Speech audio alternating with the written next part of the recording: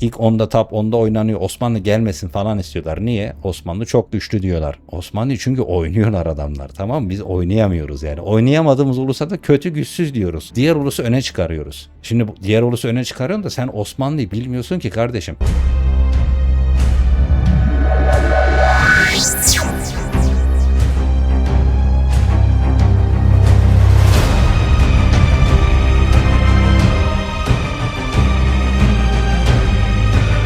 Herkese selamlar dostlarım, kanalımıza hoş geldiniz. Ben Haydut. Bugün sizlerin en çok beklediği, bugüne kadar her zaman söylediği ve bir gün yapacağım dediğim ve bir gün hep yapacağım deyip ertelediğim ve o günün bugün olduğu bir içeriğe birlikte şimdi hoş geldik, hoş bulduk. Selamlar, iyi seyirler. Şimdi dostlarım, bu içeriği üretirken öncesinde bir planlama yapmadım. Tamamen doğaçlama, yine her zaman olduğu gibi. Burada da ulusları tier listini hazırlarken yine doğaçlama hareket edeceğim.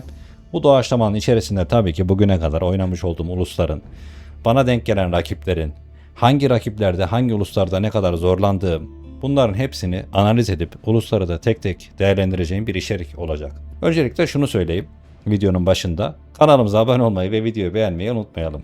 Yine yorumlar kısmında da desteğinizi bekliyorum. Size göre hangi ulus daha iyi, hangi ulusun üstüne konulmalıydı, bunları da yine yorumlarda tartışalım. Bu içeriği üretirken solo 1v1 rankı esas alarak bir tier list oluşturuyorum. Bunun takımlı oyunlarla bir bağlantısı yoktur.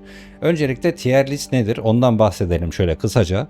Tier list genel olarak ulusların kendi içerisinde gücüne, işte o sezonun metasına göre sıralamasıdır arkadaşlar. Daha güçlü, daha çok kazanma oranı veya diğer etkenlerin yer aldığı. Şimdi burada bence şöyle olmalı. Tier listin hani genel tanımında bunlardan bahsedilse de bence tier list nasıl hazırlanmalı? Şöyle hazırlanmalı. Öncelikle şunu bilmek lazım ki tier list kişiden kişiye değişir. Herkesin, her oyuncunun kendine göre bir tier listi olabilir.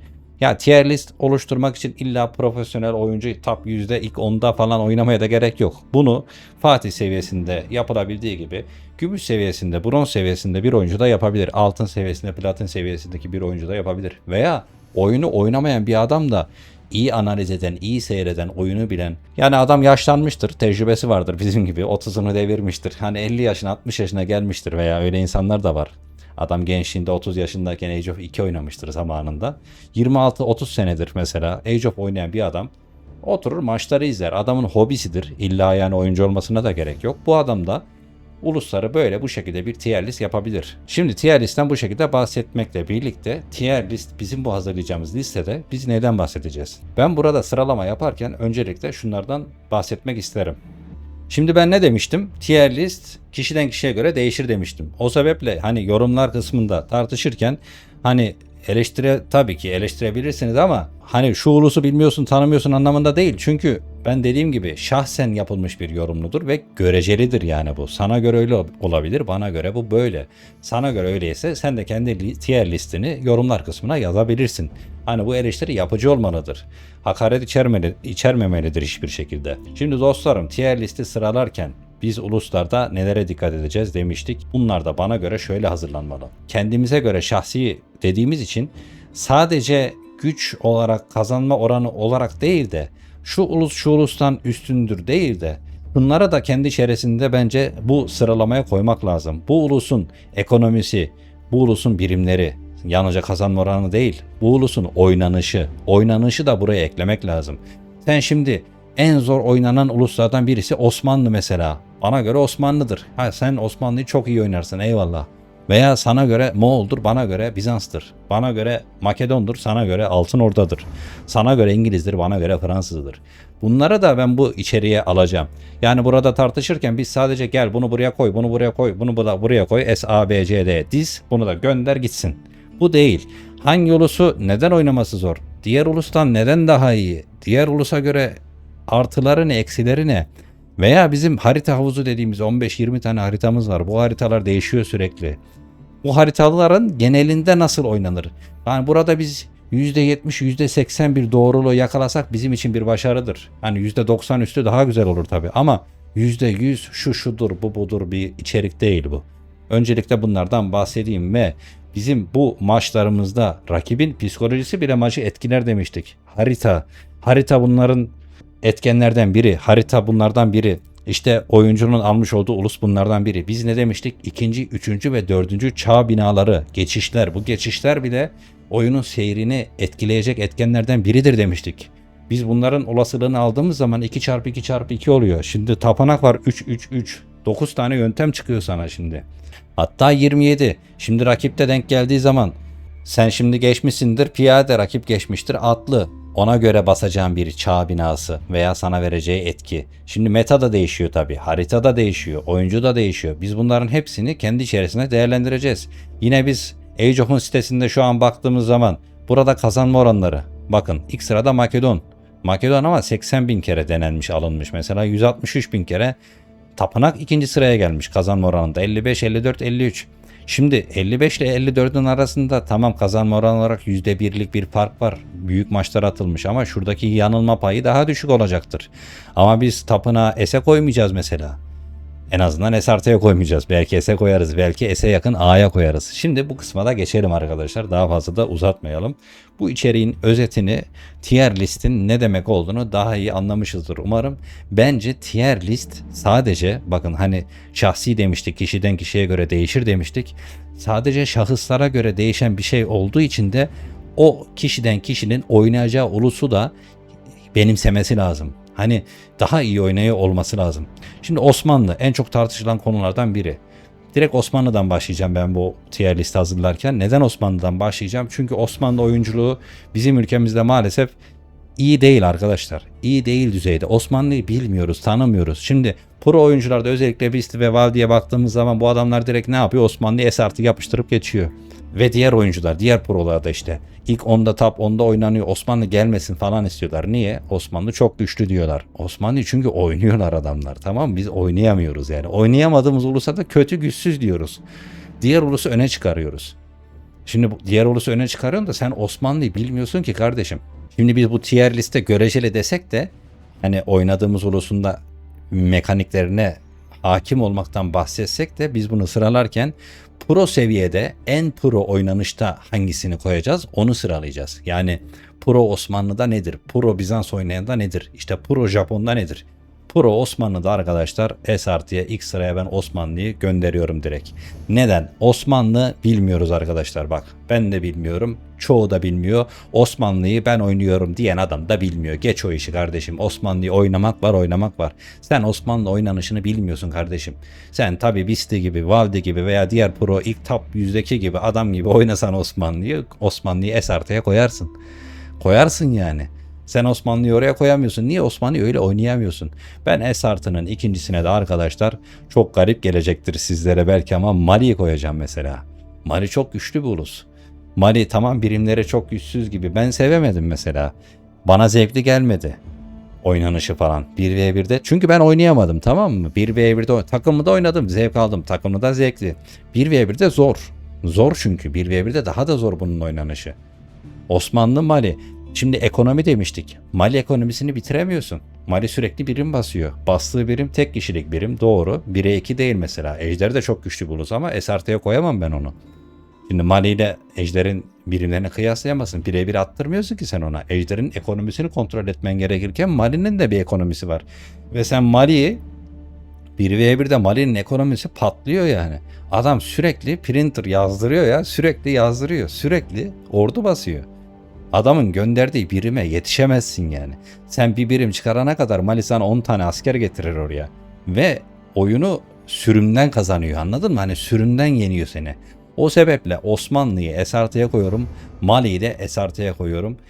S artıya bir ulus daha koyacağım arkadaşlar. O ulusa karşı da çok zorlandığımı ve o ulusu aldığım zaman da güven içerisinde hissettiğimi sizlere söylemiştim. Ben S artıya bir ulus daha koyuyorum. Onun da Çin şeklinde ilk 3'e bu ulusları koyuyorum arkadaşlar. Şimdi oynanış zorluğu açısından burada bu 3 ulus için bence en zoru Osmanlı. Ama oyun bize neyi sunuyordu? Oyun bize diyor ki S artı tabii ki S artı sıralaması yapmıyor da oyun 3 yıldızla bize Çin ve Mali'yi veriyor. Ama ben Osmanlı'yı 2 yıldız olsa da ben Osmanlı'nın oynanışını 4 yıldız olarak görüyorum. Mesela bunun 3 yıldız En azından 3 yıldız yapılması lazımdı da 4 olsaydı 4 olurdu.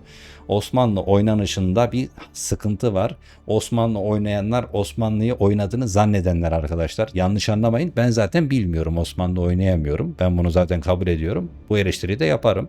Ben hem oyuncuyum hem de izleyiciyim aynı zamanda.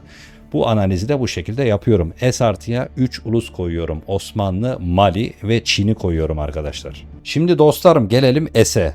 S artıda bu üçünden bahsetmiştik. S'e gelelim. S'te ben yine Çin'in varyantlarından Zushi'yi getireceğim S kısmına ve Bizans'ı getireceğim arkadaşlar. Bu iki ulusa karşı da soloda 1v1'de özellikle iki ulusu yenmek çok zor. Gerçekten çok zor. Bu iki ulus 1v1'de çok güçlü iki ulus olduğunu düşündüğüm uluslar. Yine Zushi'nin ordu çıkarma hızı çok yüksek ve biz bu sıralama dikkat ederseniz hızlı birim basma öne çıkıyor. Aslında burada biraz Delhi'yi de tartışabiliriz. Yani Delhi'nin burada orada memuru yok ama bir imamıyla orduyu hızlı çıkarması birazcık öne çıkarabilir. Yine erken oyunda Lancaster düşünülebilir. Yine erken oyun dediğimiz maçlarda işte Zushi, Çin bu uluslar bu sebeple S kısmında biraz daha görülebilir. Özellikle ikinci çağda solo 1v1'de, çünkü ikinci çağda rakibi bitirmek daha önemli. Rakibin ekonomisini bitirmek daha önemli. Burada öne çıkan uluslar da daha hızlı üretebilen uluslar oluyor. İşte Mali mesela ve ekonomisi de kontrol edilebiliyor. Şimdi S'e geldiğimiz zaman da ben buraya Zushi'yi getireceğim, Bizans'ı getireceğim ve benim de Fatih seviyesine yükselmiş olduğum, bu sezonda yükselmiş olduğum Makedon'u getireceğim. Makedon'u da yine biz S'te göreceğiz. Ama bunu kendi içerisinde sıralarken de arkadaşlar ben Bizans'ı Makedon'un önüne koyduğumu söylemiştim. Bunu önceki videolarımda bahsetmiştim. Yine iyi bir oyuncu da, pro bir oyuncu da Bizans Makedon'u dövecektir diye düşünüyorum. Zushi'yi de nereye koyarsın dersen ben Zushi'yi Bizans'ın önüne koyamayacağım arkadaşlar. Hatta Makedon'un da önüne koyamayacağım. Bunun etkenlerinden birini de Zushi'de hafif okçunun olmaması ve Çin'in hafif okçusunun olması sebebiyle S artıya yöneldiğini düşünüyorum. Aynı zamanda Çin ekonomisinin ve Çin savunmasının da Zushi'den daha güçlü olduğunu düşünüyorum. Birim yönünden de Çin'in Song, Yuan ve Yin hanedanlığı açısından da ben Çin'i her türlü öne çıkartıyorum. Yunan hanedanlığı açısından Çin'i öne çıkartıyorum. Şimdi burada da ben ne yapacağım arkadaşlar? Bizans'ı S'e koyacağım. İkinci sırasına da Makedon'u getireceğim. Onun yanına da Zushi'yi getireceğim. Bu şekilde sıralamayı düşündüm dostlarım. Burada yani Osmanlı, evet ilk sırada Osmanlı. Mali ile bile tartışırdım ama Osmanlı, gene de Osmanlı daha önde olduğunu düşünüyorum. Osmanlı, Mali, Çin S artı şeklinde düşünüp S kısmında da Bizans, Makedon ve Zushi'yi düşünüyorum arkadaşlar. Devamını da yine tartışa konuşa devam edelim. Burada Makedon'un Zushi'ye üstünlüğü olduğunu düşündüğüm için Zushi, özellikle Makedon'un 3. çağ binası çok etkili oluyor 1v1 oyunlarda. Tabi Zushi'nin de kendine göre artıları var. İkinci çağda birden çoğalabiliyor, ordular artabiliyor ama yine de Makedon Zushi'yi alır şeklinde düşünüyorum. Çin'e de gücü yetmez diye düşünüyorum. Benim de maçlarımda en çok zorlandığım zaten Çin ulusuydu. Zushi bir tık daha gerideydi. Ben S artı ve S'i bu şekilde sıraladım dostlarım. 6 tane ulusa yer verdim. Bu 6 ulusun sıralamasını da bu şekilde böldüm. S artı S, A, sonrasında B artı B, C artı C ve Deniz olarak bu şekilde sıraladım. Sıralamalar dediğim gibi değiştir. Kişiye özel olarak, şahsi görüş olarak değişebilir. Benim görüşüm bu şekilde. Şimdi gelelim A'ya koyacağımız uluslara. Yani şunun ikisini S düşünürsek de bu 6 ulusa S veriyorum.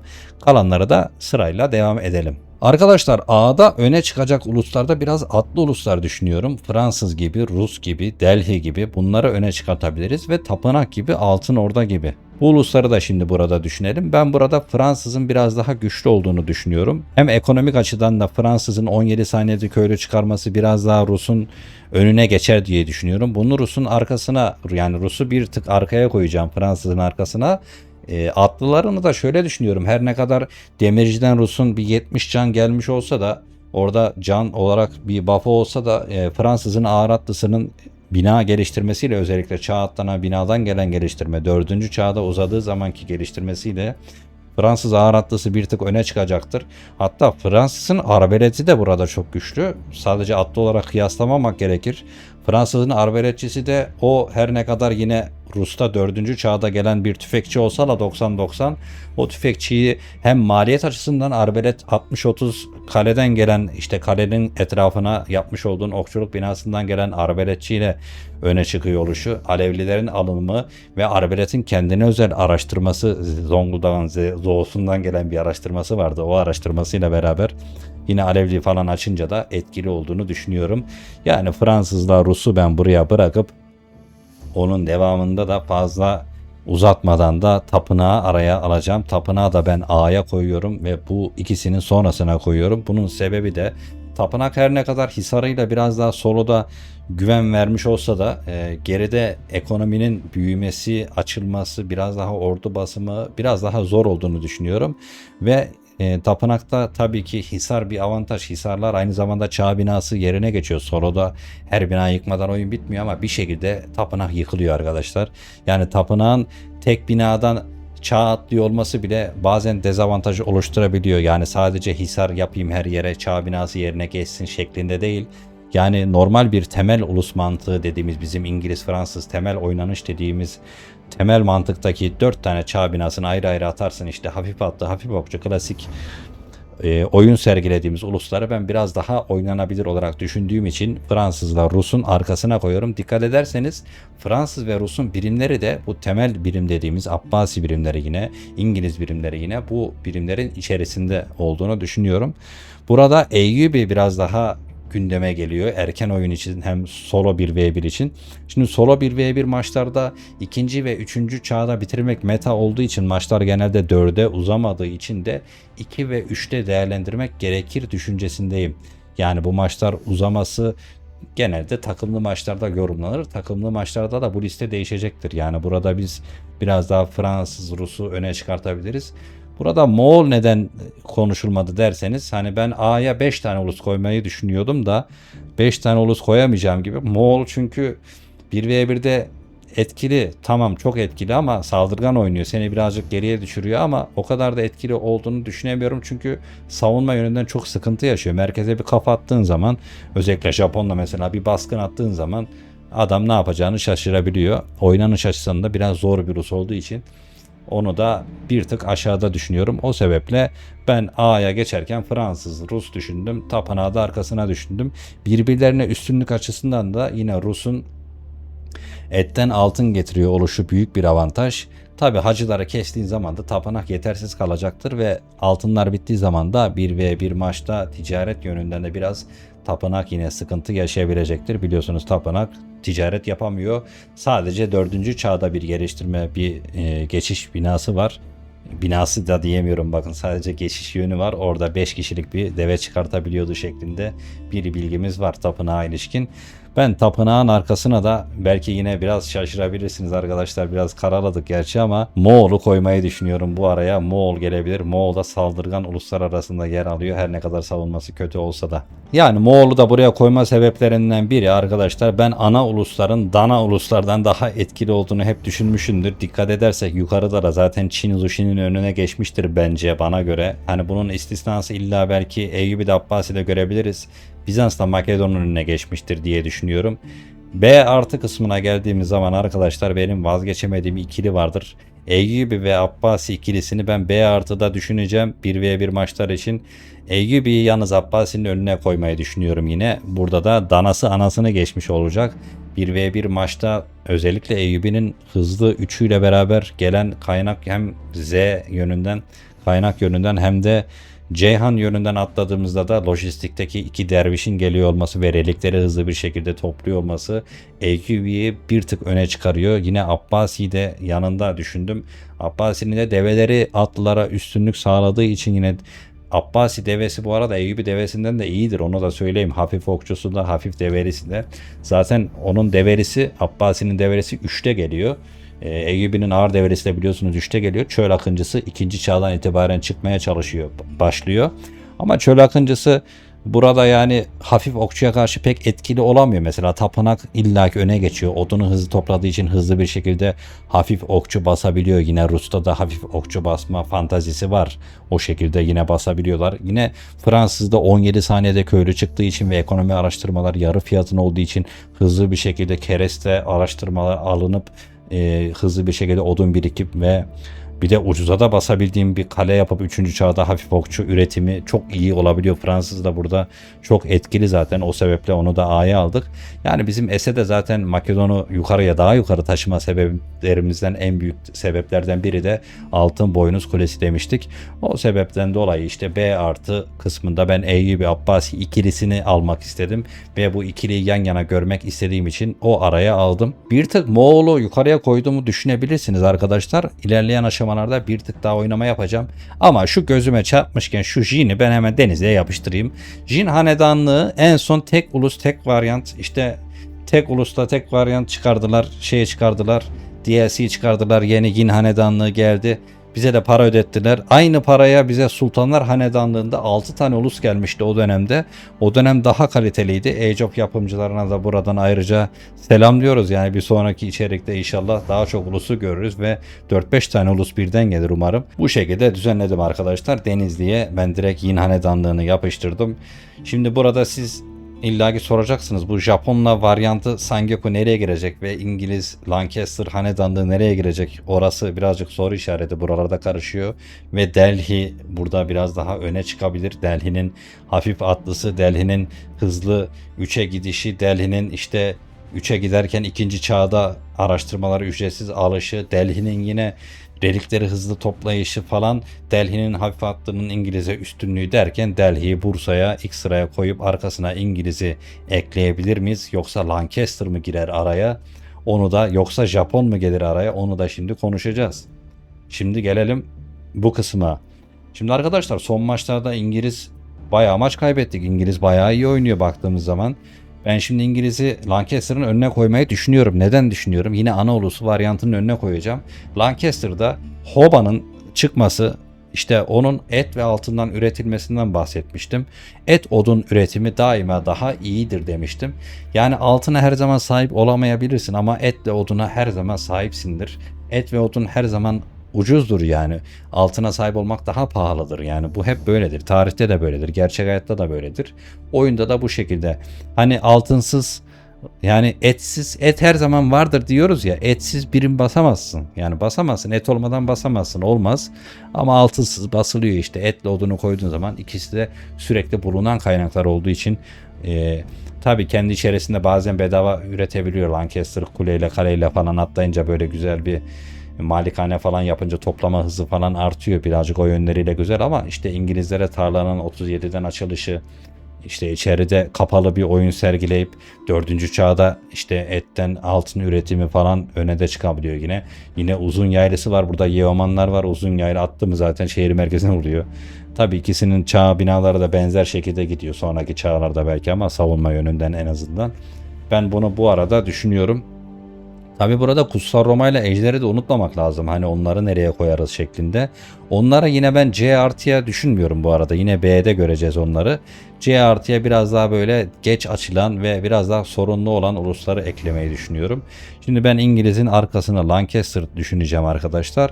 Burada belki Altın Orda öne çıkabilir. Altın Orda hatta İngiliz'in de bir yerde önüne geçebilir. Hem savunması yönüyle, hafif atlısı yönüyle. Ama Altın Orda'nın işte 1'e 2 birim basmak biraz sıkıntı olabiliyor. İngiliz erken baskıda Altın Orda'yı biraz zorlayabilir tabii 1v1 için.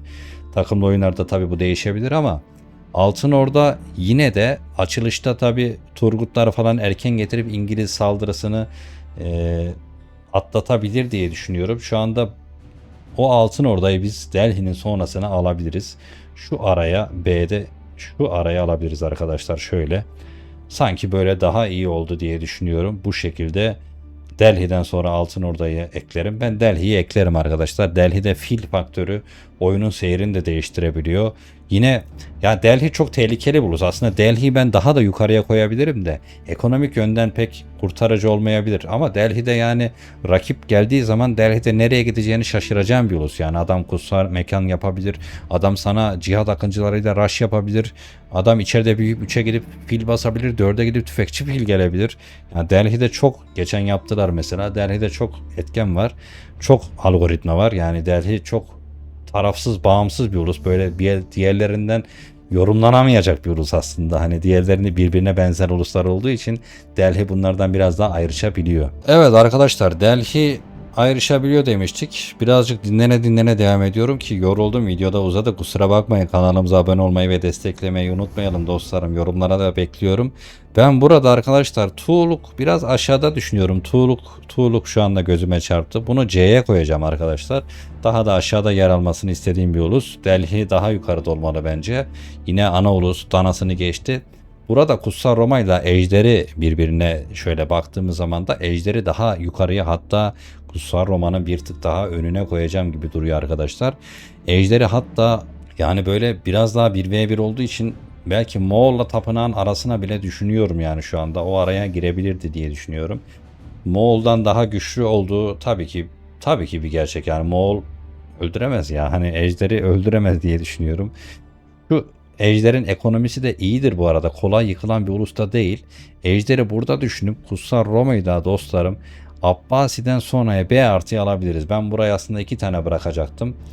Ejder'in önünde olduğunu düşünüyorum ama arada Eyüp ile Abbasi bence Kutsal Roma'dan daha iyi. Her ne kadar binaları yıkılamaz olsa da burada tabi Kutsal Roma'yı 4'e götürmeyeceksin. Yani 4'e götürmeyeceksin. Zaten Eyüp'ü de 3'te bitirebilecek bu ulus. Abbasi de zaten 3'te Gulam'la beraber, Arbaletle beraber bitirebilecek bu ulus. Gulam Arbalet geldi mi Kutsal Roma'yı öttürür. Ama Ejder'e karşı da Gulam Arbalet ikilisi zaten Eyüp'de de var, Abbasi'de de var. Daha güçsüz kalabilir. Yani Moğol'u benim A'ya koyma sebebim biraz daha saldırgan oynanışı demiştik. Moğol hani saldırgan olduğu için, Kutsal Roma'da savunan bir ulus olduğu için bir yerde, yani saldıran genelde de bu oyunu aldığı için 1v1 maçları için Moğol bir tık daha yukarıda yer alıyor. Yine saldırgan oyunuyla beraber Abbasi Eyüp'ün de köylülerini falan kesebilir diye düşünüyorum. Eyüp'de Abbasi'de savunması da zor oluyor dostlarım. Zaten 2 tane bina var. Moğol sürekli baskı halinde tuttuğu zaman Eyüp ile Abbasi'de açılışta biraz zorluk yaşayabiliyor. Belki Abbasi biraz daha direnebilir ama çöl akıncısı da olsa işte pek faydası olmuyor Eyüp'ü yönünden. Burada arkadaşlar Japon'la Sangoku sona kalacak. Bir de Jeanne d'Arc'ımız kaldı. Jeanne d'Arc Fransızdan, şimdi Jeanne d'Arc'ı nasıl düşüneceksin diyeceksin de. Şimdi dostlarım, biz neden bahsetmiştik? Oynanıştan da bahsetmiştik. Oynanış zorluğu açısından zor, oynaması çok zor bir uluslardan biridir bu Jeanne d'Arc. Ama oynandığı zaman da haritayı siler süpürür, yani öyle bir ulustur. Burada işte oynanışla beraber değerlendirmek gerektiği için Fransız'ı oynanışı yönünden hem kolay. Şimdi Jeanne d'Arc'ta tek bir kahramanın yönetimi, o kahramanın savaş yerine gelmesi gitmesi çok zahmetli işler. Bu Jeanne d'Arc'ı, bu yönetimini de zor yani. Hani o birbirini yönetmek o kadar zor ki, onu sağ meydanına getireceksin, onu geliştireceksin, o kahramanın hayatıyla oynayacaksın, işte köylü buff'ını geliştireceksin, askeri mi geçsen, köylü mü geçsen, ekonomi bastırsan. Jeanne d'Arc dediğimiz kadın kahramanın içeriğinde yapmıştık biliyorsunuz.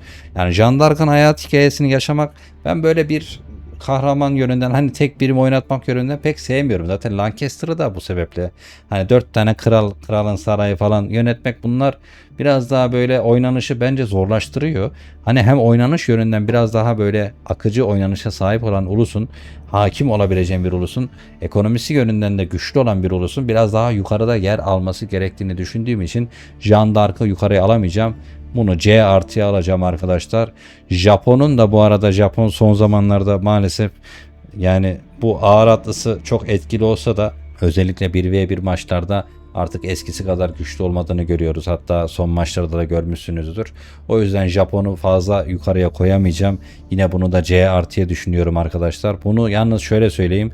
Bunu Jeanne d'Arc'ın önüne almayı düşünüyorum. Jeanne d'Arc'ın önünde yer alırken Sangoku bence Japon'dan daha iyi dostlarım. Sangoku Japon'dan daha iyi. Bunu da, Sangoku'yu da nereye alacağımı da şöyle bir bakalım. Sangoku'yu bir değerlendirelim. Şimdi Sangoku Kutsal Roma yönünden değerlendirirsek Kutsal Roma'dan güçlü mü? 1v1'de Sangeku'da tüfekçi 3. çağda çıkıyor olması bir avantaj tabii ki. Sangeku'nun 2. çağda işte pilavcı arabası dediğimiz bir yandan kaynak getiren binalara güzel. Ama işte yar süvarisi dediğimiz yar süvarileri daha hareketli oyunuyla beraber Kutsal Roma'yı birazcık darlayabilir. 3. çağa geçtiği zaman ağır atlısını zaten almak zor ama develerden güçlü değil. O yüzden Eyyubi Abbasi'nin önüne geçemez diye düşünüyorum. Bunu yine Delhi'nin cihat akıncısından üstün olduğu anlamına da yine gelmez. Yani Delhi'nin cihat akıncısı o tüfekçileri de alır. Altın Orda desek 2-2 çoğalıyor. Belki o yönden birazcık geri kalabiliyor ama çoğaldı mı da tam çoğalan bir ulus ve savunmasında iyi olan bir ulus Altın Orda. Moğol kadar, yani savunma yönünden Moğol kadar güçsüz değil. Çünkü Altın Ordu'da sabit biraz daha yerleşkeli bir hayat var. Duvar falan da işte savunma kulesi falan da daha etkili. O sebeple ben Sangeku'yu İngiliz'in önüne koyacağım arkadaşlar. Sangeku'yu İngiliz'in önüne koyma sebebim de yar süvarisinin biraz daha etkili oluşu ve bu süvarinin de o binasıyla beraber daha hızlı çıkabilmesi, işte hareket hızını arttıran %15'lik bir araştırması var binasında. Yine okçusu da iyidir yani. Aynı zamanda tüfekçi geliyor 3. çağda. Sangeku'ya haksızlık olur diye düşünüyorum. Belki burada Tuğluk yönünden birazcık haksızlık yaptığımı düşünebilirsiniz. Japon yönünden haksızlık yaptığımı düşünebilirsiniz. Ama Japon'u ben Jeanne d'Arc'ın önüne koyacağım, yani koyarım da bu arada. Jeanne d'Arc kahramanı yönünden bile, hatta C'ye bile çekebilir bir Jeanne d'Arc'ı. Ama Denizli'de kesinlikle Yin hanedanlığı olmalı. O köylü atlıları falan her ne kadar iyi görünse, ekonomi yönünden güçlü olsa da, mesela Yin hanedanlığı da yine hafif okçusu bulunmayan bir ulus. Saçma sapan bir ulus getirdiler diye düşünüyorum. Biraz getirmek için getirilmiş bir ulus. İşte savunma binasındaki atlının çıkıp geri içeriye girmesi falan biraz zor bir ulus, yani saldırgan oynayamadığımız bir ulus. Birimleri de farklı, yani o demir pagodalar tamam güzel, iyi güzel, hoş da öyle göründüğü gibi kağıt üzerinde yazdığı gibi oynanmıyor. Video bu şekilde dostlarım. Daha fazla da uzatmayalım. Esar'da biz Osmanlı, Mali, Çin'le başlayacağız. Hani ben bu üçünü de evet oynamıyorum yani. Belki Çin'le oynuyorum biraz. Benim oynadığım ulus Makedon ama ben Bizans'ın daha güçlü ulus olduğunu her zaman söylemişimdir. Oynanış kolaylığı açısından da Makedon bir tık daha oynanabilir. Tabii ki bir yıldız oynanış zorluğu ama Bizans'ın oynanışı da 3 yıldız. Yani bunun da tabii etkisi olmalı sıralamada oynanış yönünden ama biz burada ne demiştik? Bu sıralamayı yaparken şahsi görüşümüzü katmakla birlikte hepsinin pro oyuncusunu düşündüğümüz zaman bir sıralama yapmak istedik.